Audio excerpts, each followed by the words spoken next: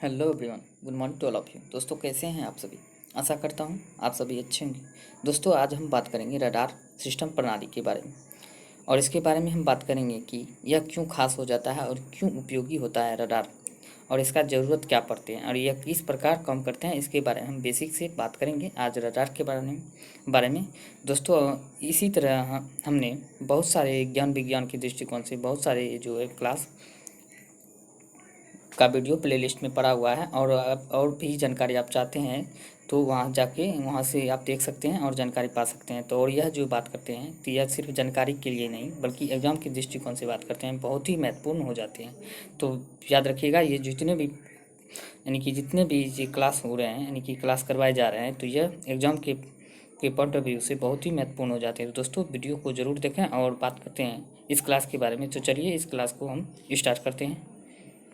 तो सबसे पहले हम बात करेंगे रडार, रडार का के बारे में हम जानेंगे। तो रडार का फुल फॉर्म क्या होता है? तो रडार के बारे में बात करते हैं तो इसका फुल फॉर्म होता है रेडियो रिडक्शन एंड रेंजिंग। इसका फुल फॉर्म होता है रडार का। ये कई बार एग्जाम में पूछे गए हैं, तो ये आने वाले एग्जाम में भी पूछे जा सकते हैं। तो याद रखिएगा, बहुत ही महत्वपूर्ण हो जाते हैं। तो अब वही बात करते हैं रडार प्रणाली क्या है। कि रडार प्रणाली के बारे में बात करते हैं, यह क्या है।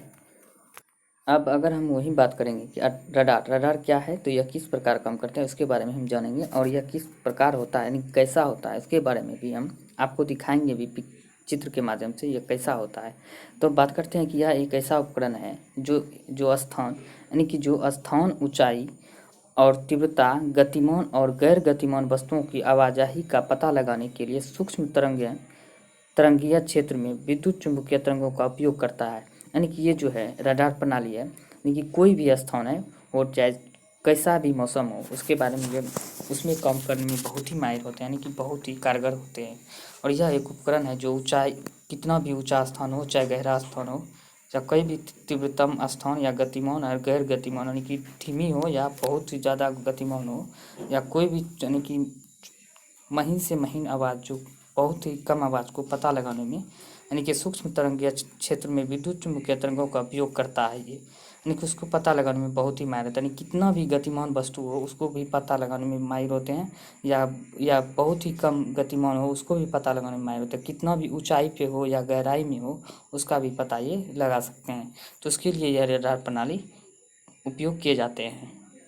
और रडार प्रणाली की बात करते हैं तो रडार प्रणाली जो है आज के सुरक्षा की दृष्टि से बहुत ही महत्वपूर्ण हो जाते हैं। और रडार प्रणाली जो है अभी वर्तमान में कई सारे देशों में प्रयोग किए जाते हैं। आज अपने देश की बात करते हैं भारत की, तो भारत में रडार प्रणाली जो है थल सेना, जल सेना और नौसेना, तीनों सेनाओं में इसका प्रयोग किया जाता है। ये जो है लगभग रडार प्रणाली में ही बहुत सारे चीज़ जितने भी फाइटर प्लेन होते हैं या कोई भी निशाना टारगेट को ट्रैक करना होता है तो रडार के माध्यम से ही ट्रैक किया जाता है।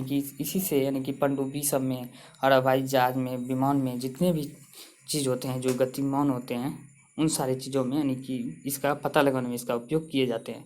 तो आइए बात करते हैं इसके बारे में और भी विस्तार से। अब वही बात करते हैं रडार का उपयोग, रडार का उपयोग किस में होता है और क्यों होता है, और किन किन चीज़ों के लिए इसका उपयोग होता है उसके बारे में हम बात करते हैं। अब वही बात करते हैं रडार। रडार जो है वस्तुओं का पता लगाने वाली एक प्रणाली है, वस्तुओं का जो कोई भी वस्तु हो उसको पता लगाने का एक प्रणाली माध्यम है जो सूक्ष्म तरंगों का उपयोग करता है। ये जो है सूक्ष्म तरंगों का उपयोग करके किसी भी वस्तुओं के बारे में जानकारी हासिल करने में माहिर होते हैं। और इसकी सहायता से गतिमान वस्तुएं जैसे वायुयान, जलयान, मोटर गाड़ियों आदि की दूरी, ऊंचाई, दिशा, चाल आदि का दूर से ही पता चल जाता है। इसका जो है कोई भी चीज़ हो, जैसे कि सूक्ष्म तरंगें ये उत्पन्न करती हैं उसके माध्यम से पता करते हैं कि किस वस्तु में कोई भी वस्तु गतिमान हो, जैसे वायुयान, जलयान, मोटर गाड़ी सब जितना भी गतिमान हो या दूर से ही उसका पता लगा लेते हैं। और इसकी बात करते हैं तो यह इसके अलावा बात करते हैं किसी भी मौसम में, इसके अलावा बात करते हैं मौसम में तेज़ी से आ रही परिवर्तन का भी पता चला लगा लेते हैं। किसी भी मौसम में जो तेज़ी से परिवर्तन होता है उसका भी पता लगाने में ये माहिर होते हैं। अब वही बात करते हैं कि रडार कितने प्रकार के होते हैं। तो रडार कितने प्रकार के होते हैं, रडार का उपयोग क्यों, रडार के लिए जो उपयोगी होते हैं उसके बारे में हम बात करेंगे। तो आइए बात करते हैं रडार के उपयोग। तो रडार जो है यह हवाई यातायात नियंत्रण में भी रडार का उपयोग होता है। ये एक अलग प्रकार हो जाते हैं, रडार जो है इसी का एक प्रकार है। और वहीं बात करते हैं एंटी मिसाइल सिस्टम, यानी कि एंटी मिसाइल जो सिस्टम होता है, कोई भी देश जैसे कि एक दूसरे देश में जैसे लड़ाई चल रहे हैं या कि मिसाइल सिस्टम से वार हो रहे हैं एक दूसरे देश पे, तो उसमें जो है यह पता लगाने में और उसको ट्रैक करने में ही माहिर होते हैं। तो यह जो है किस दिशा की ओर कौन सा मिसाइल वो देश में अगर यदि युद्ध छिड़ जाते हैं किसी देश में, यानी कि मान के चलो कि पाकिस्तान है और ये शायद भारत है, अगर इस दोनों में जो है भारत में तो जंग जैसे हालात हो जाते हैं, तो ये एक दूसरे में जो है ये रडार सिस्टम ही प्रणाली ही काम आते हैं। ये सुरक्षा का काम करते हैं और ये तुरंत पता लगा लेते हैं कि ये जो मिसाइल जो है, अगर पाकिस्तान जो अगर मिसाइल छोड़ते हैं इंडिया की तरफ, तो ये तुरंत पता लगा लेंगे कि इस दिशा में मिसाइल आ रहे हैं और इधर से ही ये भी छोड़ेंगे तो इसको हवा में ही नष्ट कर देंगे। यहाँ यही जो है प्रणाली जो है, ये सिस्टम जो है इसमें भी काम आते हैं। और हवाई जहाज़ में, जैसे कि हवाई जहाज़ में सफ़र करते हैं तो हवाई जहाज़ को किस दिशा में चलना है, कैसे चलना है, और किस मौसम, यानी कि जितना भी हवाई जहाज़ का लोकेशन आदि जितना भी होता है, समय संबंधित जितने भी होते हैं, ये रडार का ही काम है। जो हवाई जहाज़ लैंडिंग करते हैं, उड़ान भरते हैं और कोई भी चीज़ को अगर जैसे देख पाते हैं, पता लगाते हैं, तो ये सारे के सारे जो है रडार प्रणाली पर ही काम आते हैं, इनकी आधारित रहते हैं। और वहीं बात करें तो वायु सुरक्षा प्रणाली, यानी कि वायु सुरक्षा प्रणाली में भी अहम भूमिका होते हैं रडार प्रणाली का। रडार प्रणाली जो है वायु सुरक्षा प्रणाली में भी ये सुरक्षा कवच की तरह काम करते हैं। और यह जो है कोई भी, जैसे कि सुरक्षा कवच आदि सब जितने भी मिसाइल सिस्टम प्रणाली होते हैं उसमें इसका प्रयोग किया जाता है। अगर यदि कोई भी देश किसी भी देश में अगर यदि जहाँ पे मिसाइल या फाइटर प्लेन से वार करते हैं, तो इससे पता लगाकर उसे हवा में ही नष्ट करने में सक्षम होते हैं। तो ये सारे के सारे जो है सिस्टम रडार प्रणाली पे ही आश्रित रहते हैं। तो वहीं बात करते हैं मौसम की भविष्यवाणी। मौसम की जो भविष्यवाणी वो करते हैं आजकल, ये सारे जो है ये रडार सिस्टम प्रणाली पे ही आधारित होते हैं। और वहीं बात करें समुद्र शिल्प और विमान नेविगेशन, यानी कि समुद्र में जो समुद्र शिल्पी आदि का जो समुद्री जहाज और जो जैसे कि चलते हैं सबमरीन सब जो चलते हैं ये सारे, तो किस दिशा में जाना है, आगे में कौन सी वस्तुएं हैं, अगर कोई और जहाज आगे में आ रहे हैं तो, या कोई चीज़ है या कोई समुद्री जीव है तो आगे में उसका पता लगाने में ये कारगर साबित होते हैं रडार। अब बात करते हैं आगे और अब वहीं बात करते हैं गन, यानी कि स्पीड रडार गन का इस्तेमाल पेट्रोलिंग वाहन में, यानी कि स्पीड रडार गन का जो इस्तेमाल होता है पेट्रोलिंग वाहन में भी किया जाता है। यानी जितने भी पेट्रोलिंग वाहन हैं, अभी जैसे कि जम्मू कश्मीर का हालात देख लीजिए, वहाँ पर जो पेट्रोलिंग होते हैं तो जो स्पीड वाहन होते हैं उसमें ये रडार सिस्टम ही लगाया जाता है। उसी से ये पता लगाया जाता है स्पीड वाहनों में, तो किस तरह, यानी कि कौन सा आतंकवादी छुपा है, यानी कि आतंकवादी जो किस तरह कैसे हमला कर देंगे इसका कोई पता नहीं चलता है। तो यह जो सिस्टम होता है ये बहुत ही हेल्पफुल होता है। अभी जैसे कि जम्मू कश्मीर में देख सकते हैं आप, तो वहाँ का एक एग्जांपल जम्मू कश्मीर ले लीजिए। तो इसी तरह हम बात करेंगे, इसमें रडार गन को लगाया गया है और जो है पेट्रोलिंग वाहन जैसे जहाँ खड़ा रहेगा उसके सामने की दिशा से आ रही वाहन की रफ्तार 100 मीटर दूर से ही पता चल जाएगा। यानी कि जो भी गाड़ी आगे से आ रहे हैं 100 मीटर दूर से ही इसका पता चल जाएगा। और क्योंकि स्पीड रडार हाईटेक होता है, यानी कि जो भी स्पीड रडार होते हैं तो हाईटेक होता है, उसको दूर से ही यह पता कर लेते हैं और उसके वार को जवाब देने में माहिर होते हैं। तो दूर से ही रफ्तार के साथ वाहनों को वीडियो रिकॉर्डिंग हो जाता है, यानी कि दूर से वाहन को वीडियो रिकॉर्डिंग भी हो जाता है। तो ये रडार का ही बहुत ही अच्छा, यानी कि रडार का ही काम है।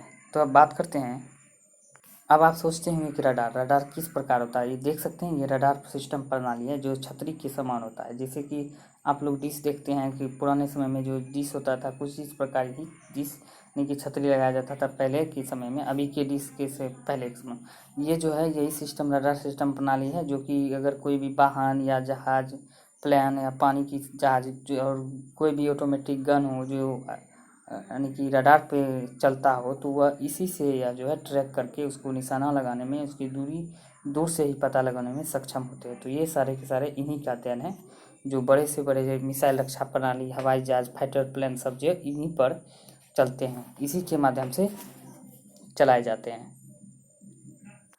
अब बात करते हैं कि आपको अब आप सोचते होंगे कि यह व्यक्ति कौन है, यानी कि यह व्यक्ति की बात करते हैं तो यह व्यक्ति कौन है।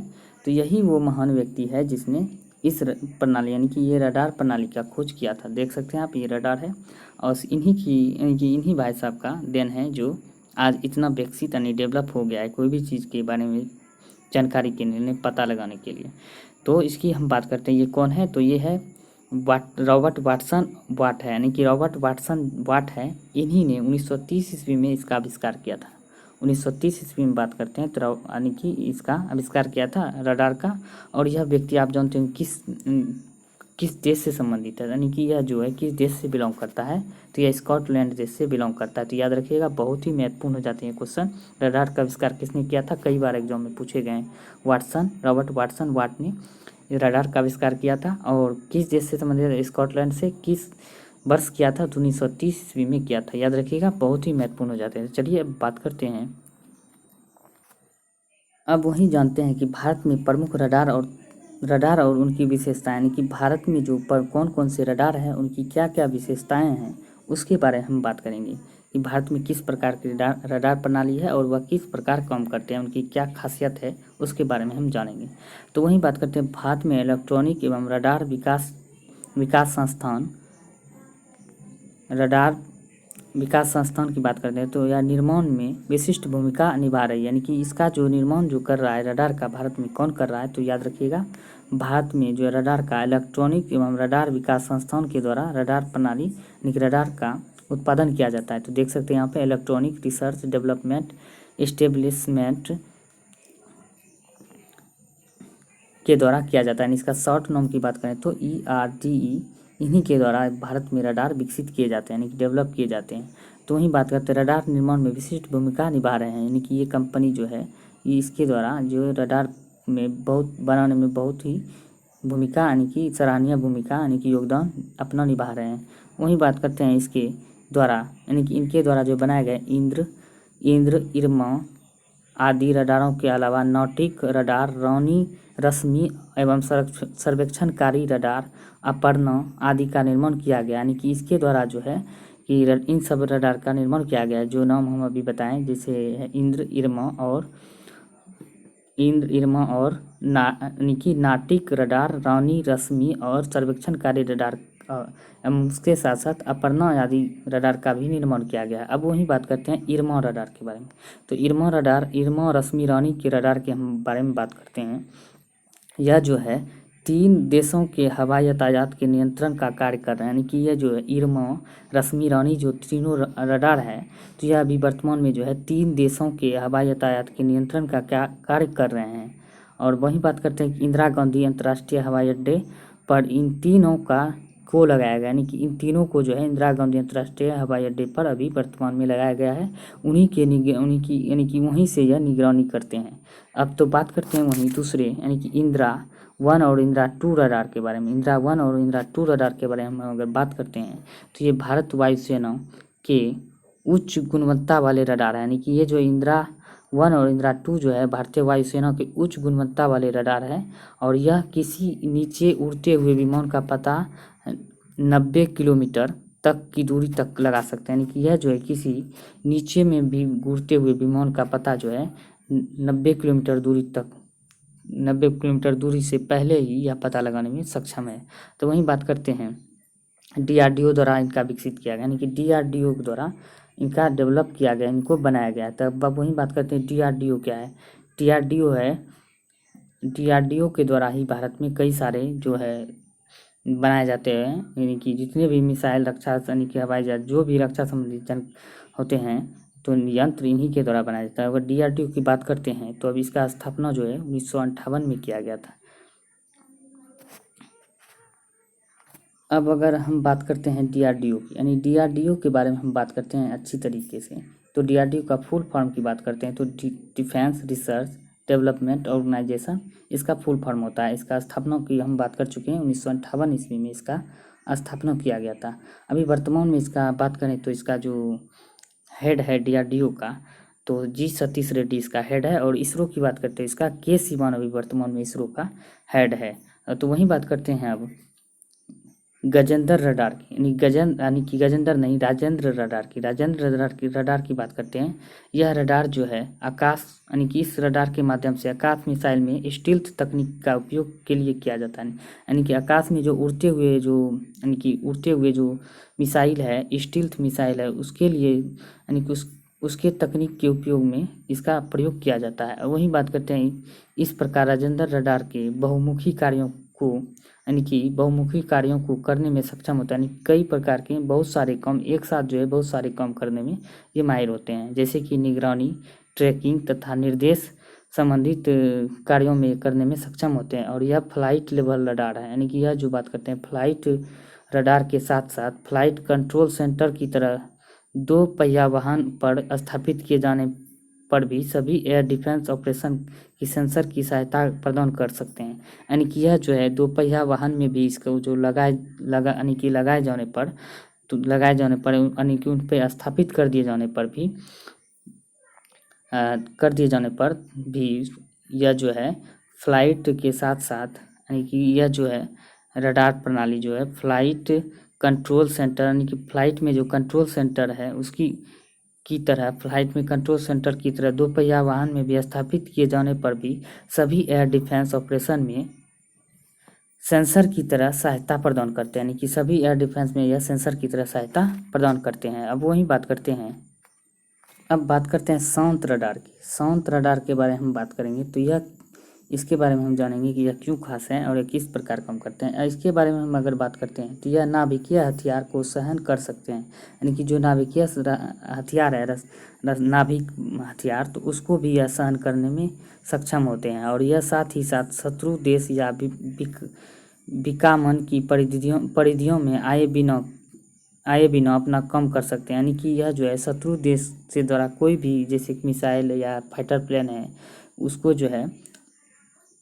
उसको बिना पता लगाए इसको दूर से ही पता लगा सकते हैं और उसको वह अपने क्षेत्र में आने से पहले ही यह सूचना दे देते हैं। यह इतना सूचना देने में सक्षम होते हैं, इसीलिए इसे शांत रडार कहते हैं। कि चुपचाप जो है जैसे कि कोई दुश्मन देश का जो अभी मान के चले पाकिस्तान देश का अगर कोई भी कि विमान जैसे भारत की तरफ आ रहे हैं या मिसाइल सिस्टम, तो यह जो शांत रडार है चुपचाप जो है दूर से ही पता लगाने में माहिर होते हैं। यह जो पता लगा के तुरंत अलर्ट कर देते हैं या इस दिशा से यह आ रहे हैं, तो यह उसे हवा में ही भेजने में ताकि इधर से हवा में ही उसे नष्ट करने में माहिर कि सूचना देते हैं ताकि हवा में उसे नष्ट कर दिया जा सके। तो यह सबसे पहले कि दूर से ही पता लगा लेते हैं। वहीं बात करते हैं अभी हथियार खोजी रडार कि हथियार खोजी रडार जो इसके बारे में हम बात करते हैं किस प्रकार काम करते हैं। कि बात करते हैं वेपन लोकेशन रडार कि WLR कि इन्हीं का फुल फॉर्म होता है वेपन लोकेशन रडार। कि वेपन को पता लगाने में ये माहिर होते हैं। यह रडार की बात करते हैं सीमा के जंगल क्षेत्रों जैसे सीमा क्षेत्र जैसे जम्मू कश्मीर, राजस्थान, पंजाब के एरिया जो है सीमा क्षेत्र है और गुजरात की जो है उसमें और पर्वत क्षेत्रों आदि में छिपा कर रखे गए हथियारों की सही स्थिति का पता 50 किलोमीटर की परिधि में लगाने में सक्षम होते हैं। कि जो भी जंगल है, सीमा एरिया जितने भी है और पहाड़ जैसे एरिया में जो कोई हथियार छुपा के रखे होते हैं, यह 50 किलोमीटर के दूरी कि 50 किलोमीटर से दूरी से ही यह पता लगाने में सक्षम होते हैं। अब वहीं बात करें इसका उपयोग नक्सली विरोधी कार्यों में कि इसका उपयोग जो है नक्सली विरोधी कार्यों में अत्यंत कारगर कि उपयोगी होते हैं।